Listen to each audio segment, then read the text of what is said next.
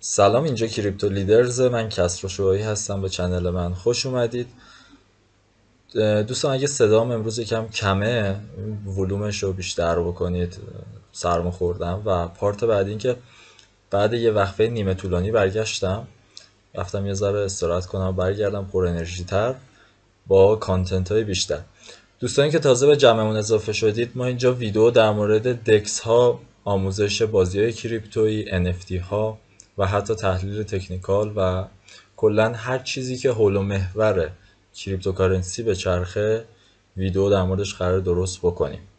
ولی این ویدیو و سرعتی که ویدیو رو درست بکنیم کاملا بستگی به شما داره که از من حمایت بکنید و چنل رو به دوستاتون معرفی بکنید، ویدیوها رو لایک بکنید. آقا لایک نمی کنید و سابسکرایب کنید و کامنت بذارید، زنگوله رو هم روشن بکنید. خب بریم سراغ ویدیو امروز. ویدیو امروز در مورد ارزهایی که ما میبینیم توی صرافی ها لیست میشن و 600%، 1000%، 100% رشد میکنن. چجوری میتونیم این ارزها رو پیدا بکنیم و قبل از اینکه بخواید همچین رشدی رو داشته باشن تهیهشون بکنیم. فقط من قبلش این اخطار رو بدم که هر ارزی که لیست بشه حتی تو صرافی بایننس رشد نمیکنه و بعضی از این ارزها ممکنه که حتی ریزش شدیدی داشته باشن. خب برای اینکه این ارزها رو بخوایم شناسایی بکنیم، اول باید بریم ببینیم از چه پلتفرمی میخوایم استفاده کنیم. داخل این اینستاگرام، توییتر، تلگرام و حالا حتی بعضی وقتا واتساپ شما میتونید بیاید و این منابع رو چک بکنید که حالا ممکنه منابع خوبی باشن یا بدی باشن. من دو تا یوزر رو به شما معرفی میکنم توی این ویدیو که داخل توییتر فعال هستن. یکیشون نیو کوین لیستینگ هستش. تمامی آیدی هایی که بهتون نشون میدم و حتی اون آیدی که داخل چنل تلگرام هست رو براتون زیر ویدیو داخل کامنت ها قرار میدم که شما هم بتونید وردارید و ازشون استفاده بکنید. اولش نیو کوین لیستینگ هستش که میادش به صورت روزانه. مثلا 2 ساعت پیش گذاشته که ارز ون توی صرافی XT لیست شده و شما میتونید بیاین و روش ترید بکنید. یا اینجا اومده گفته توی مکسی قراره که ارز نافینگ لیست بشه، 4 ساعت پیش لیست شده این ارز. اینجا شما میتونید بیاید و مقداری از سرمایه‌ای که دارید رو با مدیریت سرمایه جوری که بهتون آسیبی وارد نشه از این ارزها خریداری بکنید و هولد بکنید. اینکه این ارزها همون اول جامپ بزنن یا مدتی زمان ببره و بعد جامپ بزنن به چند تا موضوع بستگی داره. یکی اینکه بازار تو چه حالتی باشه. بازار تو حالت رنج یا ریزشیه یا تو حالت صعودی قرار گرفته و بعدش هم میرسه به کامیونیتی اون ارز که آیا جامعه‌ای که اون ارز داره جامعه فعالی هست، مثلا توی دیسکورد فعال هستن یا نه.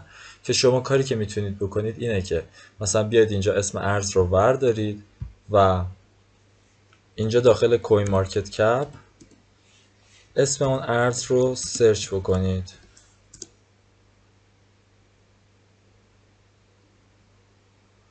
یه ذره سرعت اینترنت پایینه.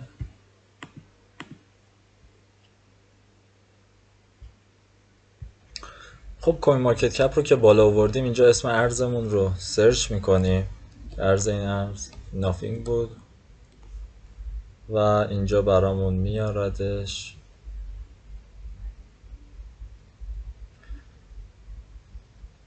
برای اینکه چک کنیم ببینیم آیا ارزمون رو درست انتخاب کردیم یا نه، اینجا ما میایم روی مارکت کلیک میکنیم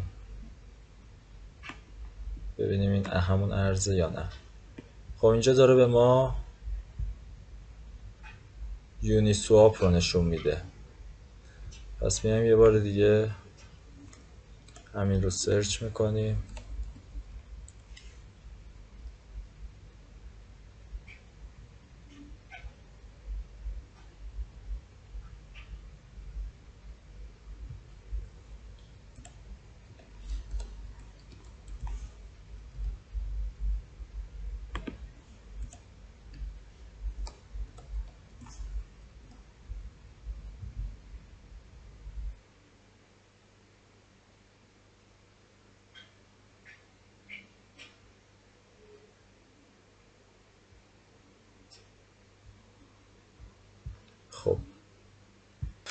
خب هنوز داخل کوین مارکت کپ این آپدیت زده نشده، ولی این همون ارزره. من رفتم چکش کردم و میبینیم که از تایمی که این تو این 4 ساعته 30% رشد داشته.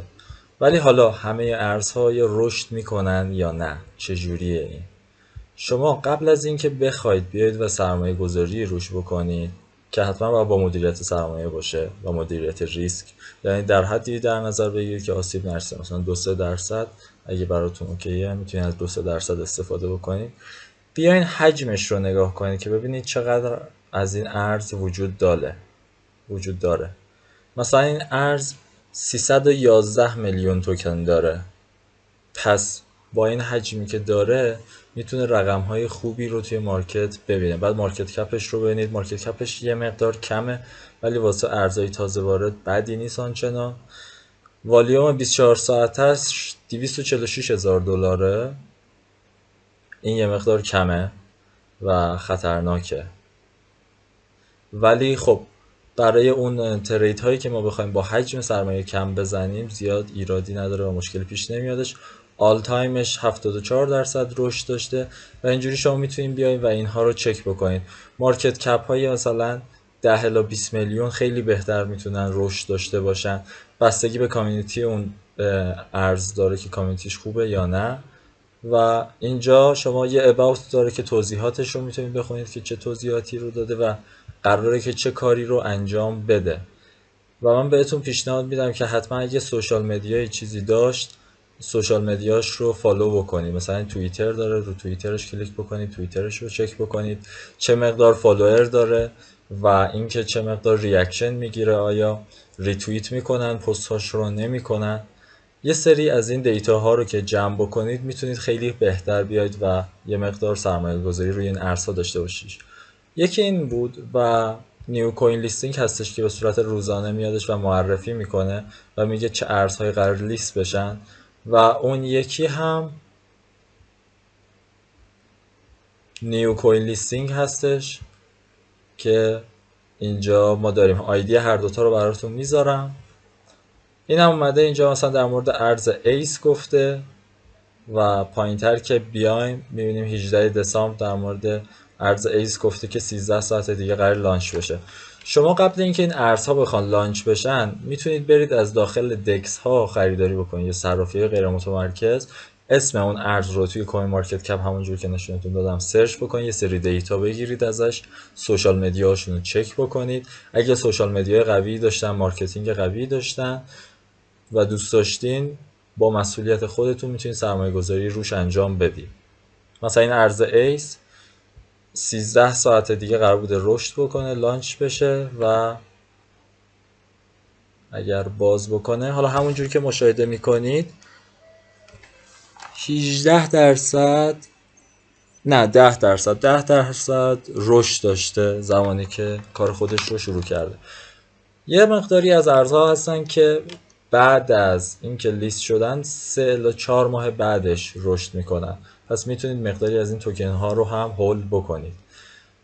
این دوتا رو من براتون میذارم. یه دونه هم چنل ایردراپ BNB هستش که حتی میم کوین ها و توکن هایی که کلا روی چین BNB لانچ میشن رو اونجا براتون قرار داده و میتونید برید و با اونها هم کار بکنید.